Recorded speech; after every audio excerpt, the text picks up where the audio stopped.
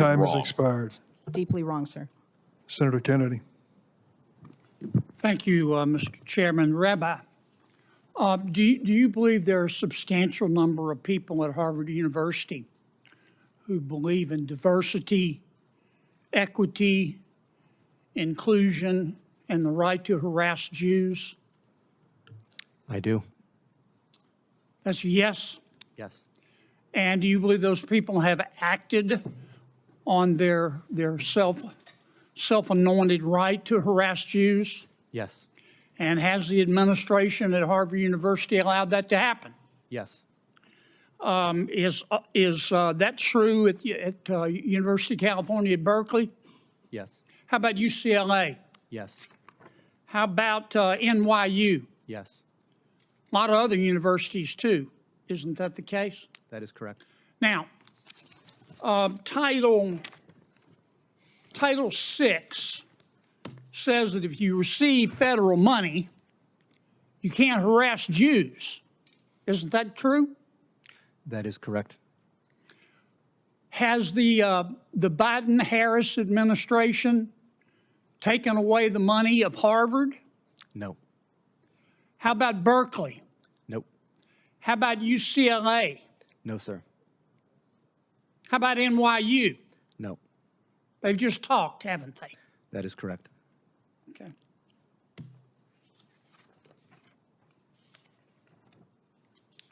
Do you think this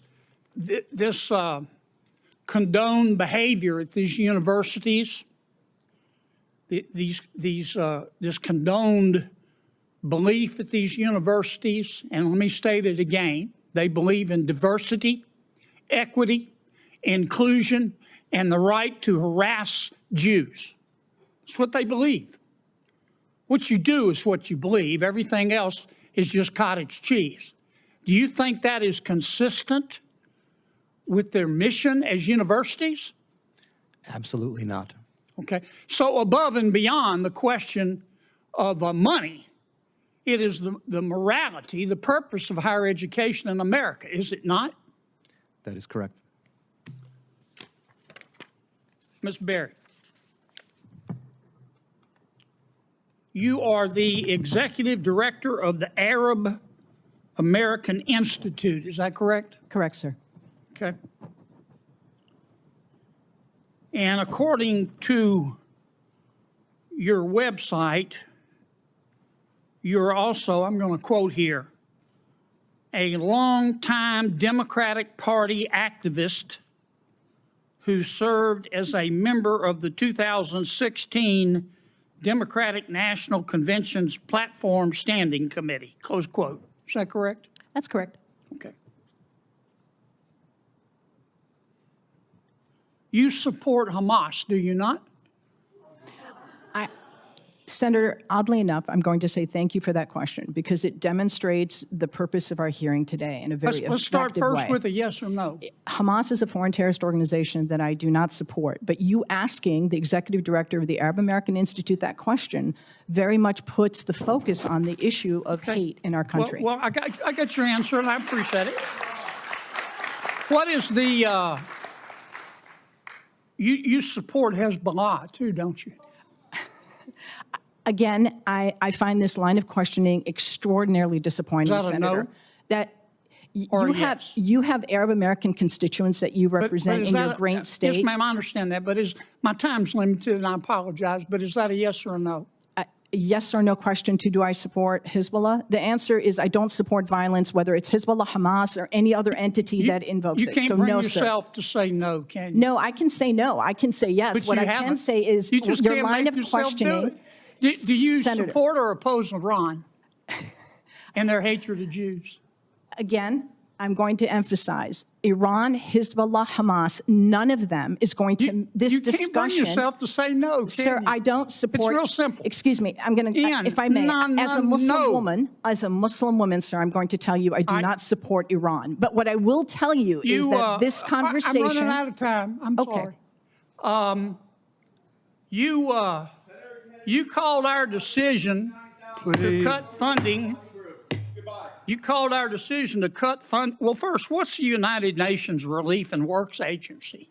It's UNRWA, which is Yeah. the institution that exists to provide services and aid to the nearly 6 million Palestinian refugees. And you called our decision to cut funding for them, quote, an incredible moral failure, close quote. That is absolutely correct. But again, I would suggest that conversation is about foreign policy. We did that because 9 UNRWA staff members were fired for actually helping Hamas on October 7th. Isn't that the case? I don't believe that that's correct in terms Let of... me ask you one more time. You support Hamas, don't you? You support UNRWA and Hamas, don't you? Sir, Please.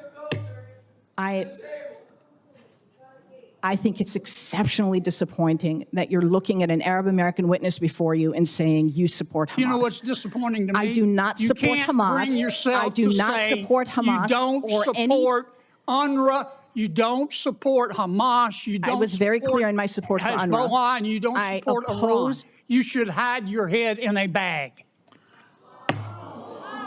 Your time has expired. Please,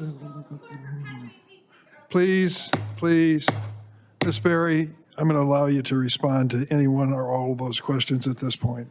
Senator Durbin, thank you very much for holding this hearing and for elevating the issue of hate crime.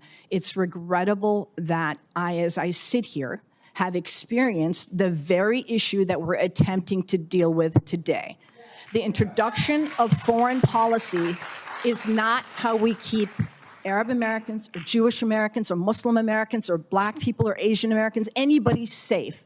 This has been regrettably a real disappointment, but very much an indication of the danger to our democratic institutions that we're in now. And I deeply regret that, and I do hope that my testimony today has been helpful to understanding the need to respond to hate.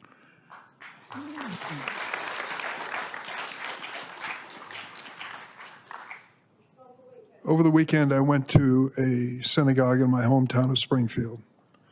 There was a bar mitzvah for a dear friend of mine. I couldn't help but notice the security guards that were posted for this bar mitzvah. In addition, I went to a meeting where a dear friend of mine, a Jewish friend of mine in Chicago, she's been my friend and worked for me for 40 years, was almost in tears over the anti-Semitism that she has witnessed. She was wearing a Star of David around her neck. And she said, I do that because I won't give up. I won't give up. I thought about it for this hearing, but I also thought about Wadia, a 6-year-old boy. I have a 5-year-old granddaughter. I love her like life itself. I cannot imagine this poor little boy answering the door and losing his life because he's Palestinian. My God, we can't say those things that I've just said in the same sentence without some people saying, oh, you've just chosen sides. I'm not choosing sides here except for the side of, I hope, common decency and democracy. We've got to have this conversation. We've got to do it in a civilized manner.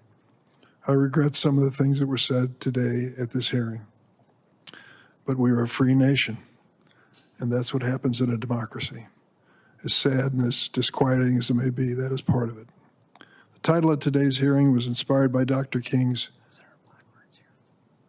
Oh, I'm sorry, I didn't see Senator Blackburn. I was just concluding. Senator, you're recognized. Thank you, Mr. Chair.